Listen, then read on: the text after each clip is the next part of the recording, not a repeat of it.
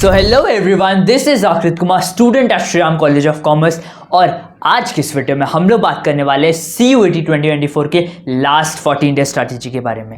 अब देखो, काफ़ी कम टाइम रह गया एंड अभी बहुत ही ज़्यादा क्रूशियल टाइम है। अगर तुमने सही डायरेक्शन में अभी एफर्ट डाल दिया ना, मैं गारंटी देता हूं कि तुम्हें दिल्ली यूनिवर्सिटी के सबसे बेस्ट कॉलेज में सीट लेने से कोई नहीं रोक सकता। बस तुम्हारा एफर्ट जो है ना वो सही डायरेक्शन में होना चाहिए, ठीक है। वही चीज़ को मैं आज तुम्हारे को इस वीडियो में बताऊंगा कि करना क्या है एग्जैक्टली, कैसे रिवीजन करनी है, कैसे मॉक टेस्ट लगाने हैं एंड मॉक टेस्ट को एनालाइज कैसे करना है। क्योंकि देखो, ये सारी चीज़ें कर तो सभी रहे हैं, लेकिन एक तरीका होता है। अगर आपको वो सही तरीका पता है ना, तो मैं गारंटी दे सकता हूँ कि आप कोई भी एग्जाम आराम से फोड़ दोगे। इसीलिए मॉक टेस्ट और रिवीजन करने का एक सही तरीका पकड़ो, जो कि आपको इस वीडियो में पता चल जाएगा। एंड तक देखना, काफ़ी इंफॉर्मेटिव होने वाला है वीडियो। तो चलो स्टार्ट करते हैं। सबसे पहले हम वीडियो में देखेंगे, समझेंगे कि रिविजन कैसे करते हैं, क्या क्या करना है हमें, क्या क्या चीज़ें कवर करनी है एंड अभी क्या पॉसिबल है, उसके हिसाब से बात करूंगा। कोई भी ऐसी चीज़ बात नहीं करने वाला कि पूरा NCERT रीड कर लो, नहीं, ऐसा नहीं हो सकता। बहुत कम टाइम बचा है, मैं बताऊंगा एग्जैक्टली तुम्हें पढ़ना क्या है। उसके साथ साथ मॉक्स कैसे लगाने, क्योंकि मॉक्स लगा तो सभी रहे हैं, लेकिन उसका एक तरीका होता है। तो मॉक्स कैसे करना है, और मैं ये दावे के साथ कह सकता हूँ कि बहुत लोग इस चीज़ में कंफ्यूज होंगे कि भैया कौन से क्वेश्चन छोड़ के आए एग्जाम्स में, ये समझ में नहीं आ रहा। अगर हमें वो पता चल गया ना, तो हमारा जो 180 पे स्कोर अटका हुआ है ना, 170 पे स्कोर अटका हुआ है ना, वो सीधा 200 पे 200 आएगा। बस आप वो बता दो कैसे होगा। इसीलिए डोंट वरी, मैं हूं ना, कोई प्रॉब्लम नहीं होगा, ये भी समझ लेंगे। स्टार्ट करते हैं रिवीजन से। रिवीजन कैसे करना है, देखो, रिवीजन मैं बता रहा हूं। अगर अभी से तुमने स्टार्ट करा है ना कि पूरा NCERT अभी से स्टार्ट करते हैं, 10 दिन में खत्म कर लेंगे, लास्ट के 5 दिन में मॉक्स लगा लेंगे या क्वेश्चंस प्रैक्टिस कर लेंगे, गलत कर रहे हो, नहीं होने वाला।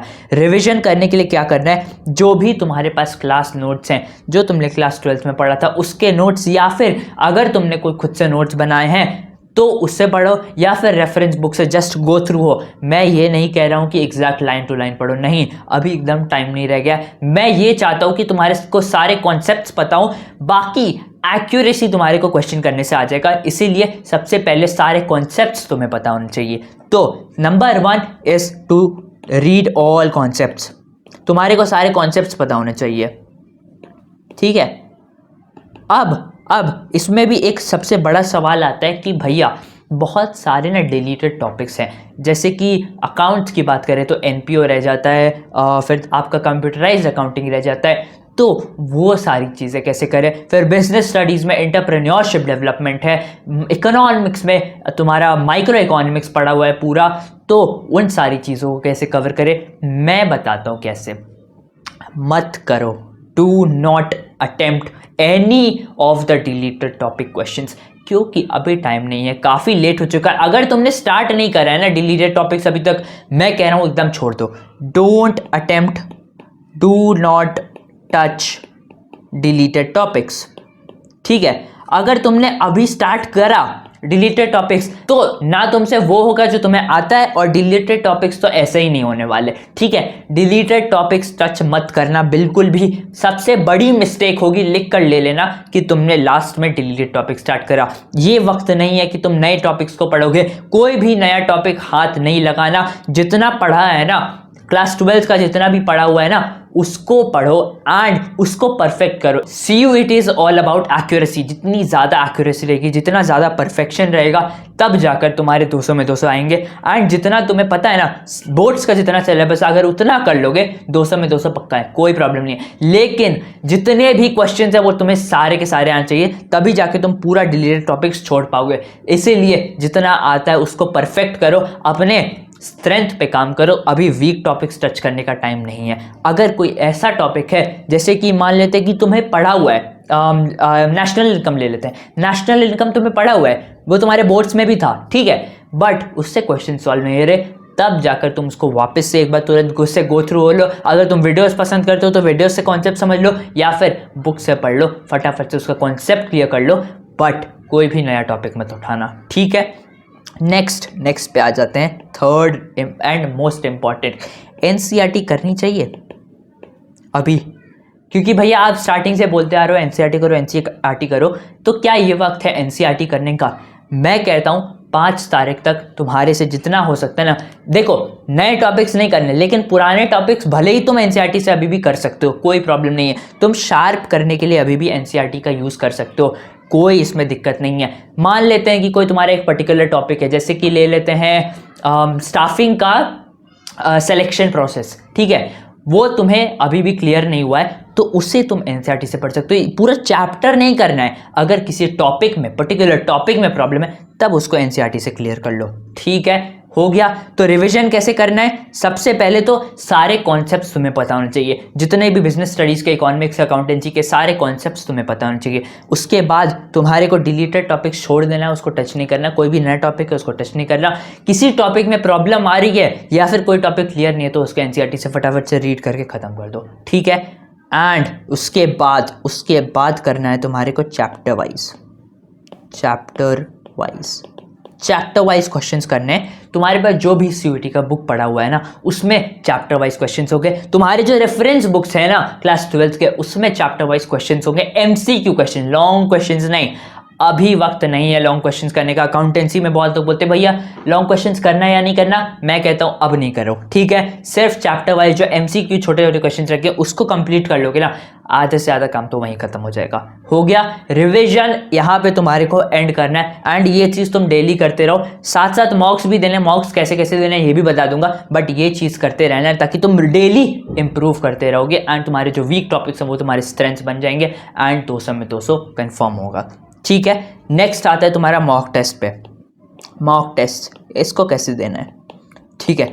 अब यहाँ पे देखो, मान लो कि तुम्हारे पास जो भी मॉक टेस्ट तुम दे रहे हो, अगर तुमने नहीं लिया ना मॉक टेस्ट, तो मेरे एप्लीकेशन पे अवेलेबल है mock test. Total 40 mock test हैं, 10 अकाउंटेंसी के, 10 इकोनॉमिक्स के, 10 बिजनेस स्टडीज़ के एंड 10 इंग्लिश के, फॉर जस्ट ₹199। तुम यहाँ से बाय कर सकते हो। मेरा एप्लीकेशन का लिंक डिस्क्रिप्शन में, विथ माय पर्सनल गाइडेंस, मैं तुमको गाइड करते रहूँगा टाइम टू टाइम, तो उसके लिए कोई दिक्कत नहीं लेना, ठीक है। तो अगर तुमने अभी तक नहीं लिया है तो बाय कर सकते हो फटाफट से, एंड अभी टाइम नहीं है, जल्दी से जल्दी जाओ बाय कर लेना, ठीक है। अब देखो मॉक टेस्ट को देना कैसे। मान लो जो भी तुम्हारे पास मॉक टेस्ट है उसको तुमने दिया, उसके बाद तुम नंबर चेक करो, ठीक है। Check your number, check your score check करो कि एग्जैक्टली मेरे स्कोर कितने बन रहे हैं। अभी मैं बताऊं तो काफ़ी ज़्यादा बच्चे 170 स्कोर पे अटके हुए हैं, 180 स्कोर पे अटके हुए हैं कि भैया पढ़ तो सारा चीज़ लिया है, चैप्टर वाइज भी कर लिए, लेकिन स्कोर 170 से 180 जा नहीं रहा ऊपर।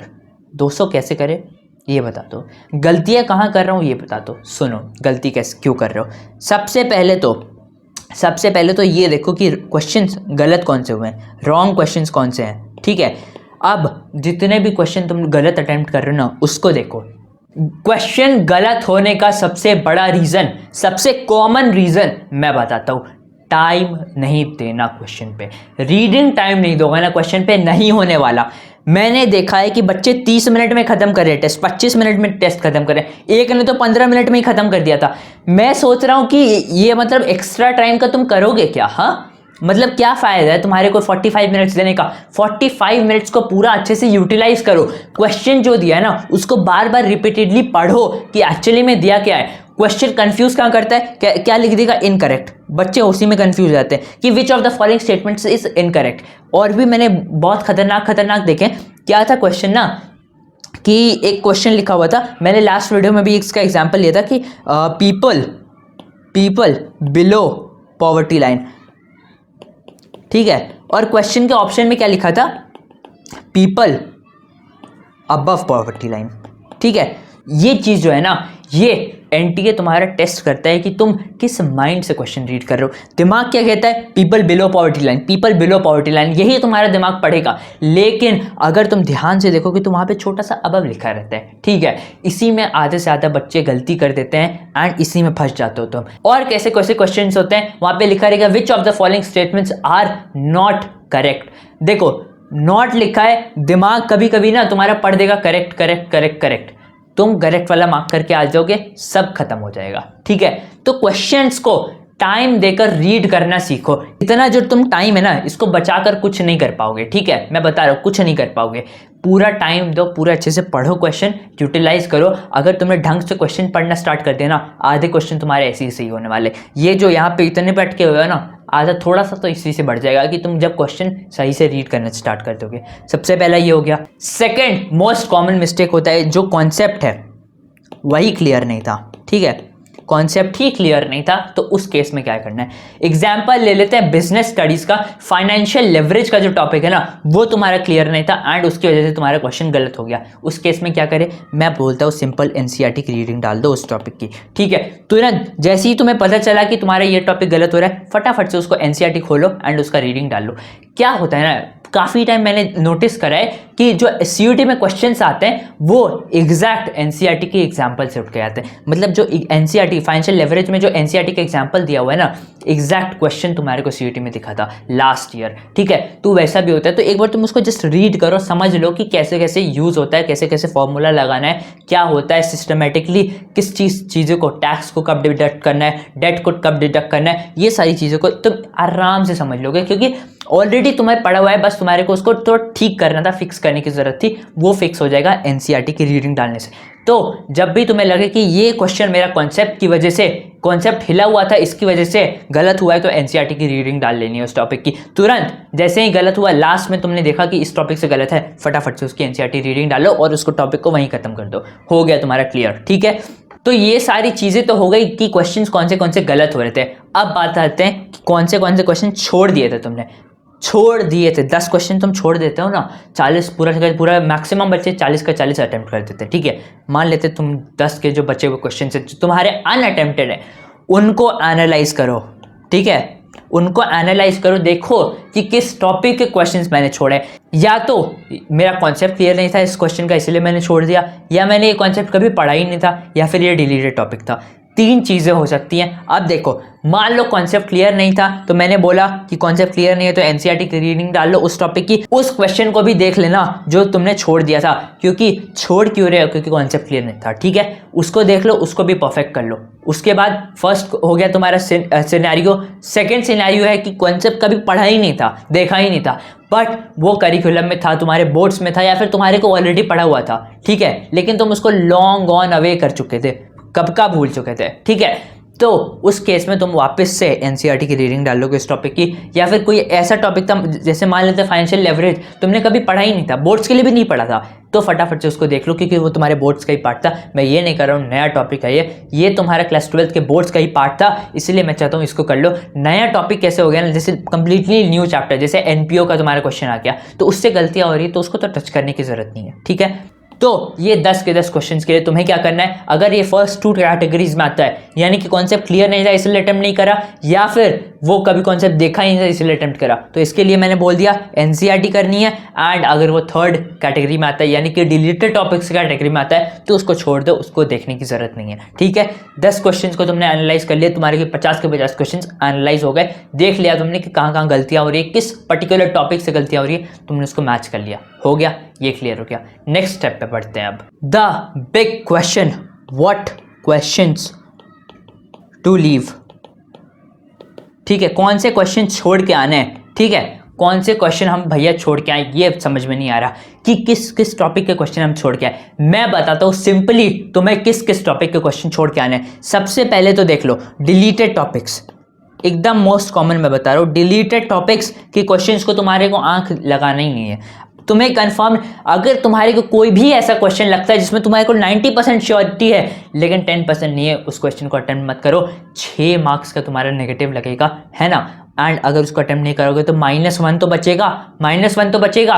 इसीलिए डिलीटेड टॉपिक्स क्वेश्चंस को अटेम्प्ट मत करना प्लीज, थोड़ा सा भी गलती से भी अटेम्प्ट मत करना। अगर तुम्हारे पास उसका ज्ञान नहीं है तो दूसरे को ज्ञान मत बांटो। ठीक है, हो गया, डिलीटेड टॉपिक सबसे पहला अटेम्प्ट नहीं करके आना। इसके बाद आता है वो क्वेश्चंस जो बन ही नहीं रहे, क्वेश्चंस जो बन नहीं रहे। ठीक है, जो क्वेश्चंस बन नहीं रहे, मान लो कि बहुत ही कॉम्प्लिकेटेड सा क्वेश्चन आ गया अकाउंटेंसी के शेयर चैप्टर से, ठीक है, फॉर फीचर्स में डाल दिया था, बहुत कॉम्प्लिकेटेड क्वेश्चन है, बन नहीं रहा, टाइम वेस्ट मत करो, उसको छोड़ दो। देखो कि बाकी क्वेश्चंस अगर मैं बाकी के सारे क्वेश्चंस अटेम्प्ट कर दूं तो क्या मेरे 40 कंप्लीट हो जाएंगे। मैक्सिमम टाइम यही होता है कि तुम्हारे 40 हो जाते हैं कंप्लीट, तुम्हारे को ये क्वेश्चन करने की कभी ज़रूरत ही नहीं पड़ती, तुम फालतू का इस पर टाइम वेस्ट कर देते हो। अगर कोई क्वेश्चन ज़्यादा ऐसा है कि मतलब बन ही नहीं रहा, बहुत कॉम्प्लिकेटेड है, प्लीज़ उसे छोड़ दो। थर्ड टॉपिक जो तुम्हारे को छोड़ना है, that is time consuming questions. Time consuming questions, ठीक है। जिस भी क्वेश्चन में तुम्हारे को लग रहा है कि बहुत ज़्यादा टाइम लग रहा है, ठीक है, कई बार क्या होता है ना कि बहुत लंबे लंबे क्वेश्चन आ जाते हैं। जैसे मैक्सिमम टाइम क्या होता है कि शेयर से ही ज़्यादा लंबा क्वेश्चन आ जाता है, तो उसको सॉल्व करने की बजाय तुम बाकी के क्वेश्चंस देख लेना एक बार कि वो अटेम्प्ट हो पाएंगे या नहीं हो पाएंगे। मैंने बार बार ही नोटिस करा है कि बच्चे क्या करते हैं ना, मेरे मॉक टेस्ट में बैठ के देखता रहता हूँ कि कितने बच्चे कितना टाइम लगा रहे हैं हर एक क्वेश्चन पे। तो मैं देख रहा था कि कुछ क्वेश्चंस हैं जो उनसे सॉल्व नहीं हुए, वो गलत करके आ गए, लेकिन उस एक क्वेश्चन पे उन्होंने 7 मिनट लगाया था, एक क्वेश्चन पे 7 मिनट। तो ऐसा कोई क्वेश्चन मत टच कर लेना जिसपे तुम्हें को लगता है कि बहुत ज़्यादा ये टाइम खाने वाला है, ठीक है। भले ही वो तुम्हें आता हो, भले ही वो क्वेश्चन तुम्हें आता हो, तुमको लगता है कि तुमसे बन जाएगा, बट प्लीज़ उसको एक बार स्किप कर देना एंड बाकी के क्वेश्चन देख लेना। आधे टाइम तो मैं बता रहा हूँ फिर से कि 40 के 40 क्वेश्चन अटेम्प्ट हो जाएंगे, इसको करने की तुम्हारी कभी नौबत ही नहीं आएगी। वर्स्ट केस सिनेरियो, लास्ट में अगर ये क्वेश्चन बच जाता है, तुम्हारे पास 39 ही क्वेश्चन अटेम्प्टेड है, इस पे टाइम दे देना, ये वाले क्वेश्चन पे टाइम दे देना, टाइम कंज्यूमिंग, येट पता है कि तुम्हारे से हो जाएगा। तो लास्ट में जिसे तुम्हें अटेम्प्ट करना है जिसमें तुम्हें लगता है कि टाइम कुछ ज़्यादा ही खाने वाला है, सबसे पहले तो उन क्वेश्चन को खत्म कर लेना जो तुम्हें आता है एंड सीक्वेंस वाइज करते जाना। छोड़ना किन किन क्वेश्चन को है, रिलेटेड टॉपिक्स को तुमने छोड़ दिया, ठीक है। क्वेश्चंस जो तुमसे बन नहीं रहे, तुमने 1-2 मिनट लगाया, नहीं बन रहा, प्लीज लीव इट। देन वो टॉपिक के क्वेश्चन जो तुम्हारे को लगता है कि तुम्हारे से हो जाएगा, ठीक है, तुम श्योर हो, बट लगता है कि ये कुछ ज़्यादा ही टाइम खाने वाला है, कुछ ज़्यादा ही टाइम मांग रहा है ये क्वेश्चन, तो उन क्वेश्चन को थोड़ा स्किप कर देना एंड लास्ट में अटेम्प्ट करना। कूल माइंड से करोगे, क्योंकि अगर तुम्हारे को ये क्वेश्चन ने फंसा दिया ना, टाइम कंज्यूमिंग क्वेश्चन ने, तुम्हारा बाकी का जो एग्जाम है ना वो खराब हो जाएगा। तुम्हारे पास स्ट्रेस लगा रहेगा कि अरे यार उतना टाइम लगा दिया तो उस क्वेश्चन पे, बट हुआ नहीं। इसीलिए कह रहा हूँ इसे लास्ट में अटेम्प्ट करना एकदम कूल माइंड से, क्योंकि बाकी के मान लेता हूँ मैं एक क्वेश्चन ऐसा रह जाता है कि बहुत टाइम कंज्यूमिंग क्वेश्चन है, बाकी के 39 क्वेश्चन कूल माइंड से दोगे ना आराम से। इसीलिए वो बहुत इंपॉर्टेंट है कि तुम इस क्वेश्चन को, ऐसे सारे क्वेश्चंस को तुम लास्ट में अटेम्प्ट करो। सो आई होप अभी तुम लोगों को क्लियर हो गया होगा कि तुम्हारे को एग्जैक्टली करना क्या है। नेक्स्ट 14 डेज में सेम चीज फॉलो करो, कोई एक्स्ट्रा करने की जरूरत नहीं है, कंसिस्टेंसी के साथ पढ़ोगे, आराम से निकलेगा, मैं गारंटी देता हूं, ठीक है। अब पढ़ाई पे ध्यान दो एंड डोमेन्स लैंग्वेज अच्छे से करो, जनरल टेस्ट करो, उसको करो, फटाफट से निपटा लो। अब मैं तुमसे मिलता हूं SRCC में।